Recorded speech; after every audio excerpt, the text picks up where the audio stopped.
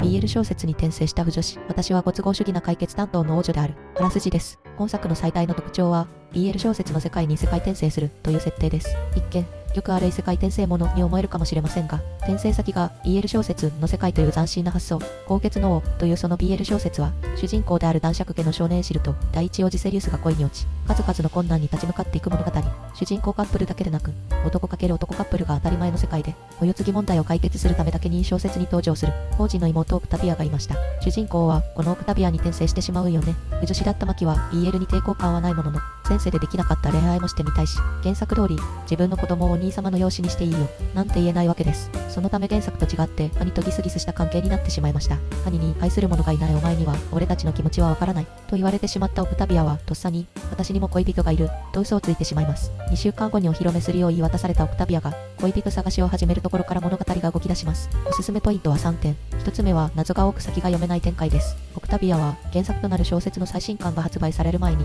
転生してしまったため、物語の全ては知らんのよね。そのため、オクタビアも読者と同じ目線で、この世界の謎に迫っていきます。小説の主人公シルの出生の秘密、歴史から抹消された女王、転生後の世界を作った神のような存在、幼い頃の記憶を失っている兄王子、隠された歴史を夢で見る弟王子など、とにかく謎が多く、続きが気になります。2つ目のおすすめポイントは、護衛騎士クリフォードの存在です。クリフォードは、1年前の戦争で敵味方問わずほふり、地獄、オンガルヌの使者と呼ばれている人です。オクタビアはそのことを知らず、どれにしようかなって彼を護衛騎士に選びます。銃という希少な戦闘民族でとにかく強いクリフォード。普段は護衛騎士として済ましてるんですが、時折見せる不敵な笑みや剣を握った時の荒々しい様子が、読者の心をつかむ魅力的なキャラクターです。最強の男と彼が唯一使える少女っていう設定がたまらんよね。最後3つ目のおすすめポイントは、美しい絵と見やすい小回りです。原作のお話自体が面白い本作ですが、米田先生が描かれる絵もとても好きです。コロコロと表情が変わるオクタビアは本当に可愛いです。また、可愛いだけでなく、喜怒哀楽すべてが絵から伝わってきます。護衛騎士のクリフォードももちろんかっこいいですし、ここだというところで、大駒の演出が入るため、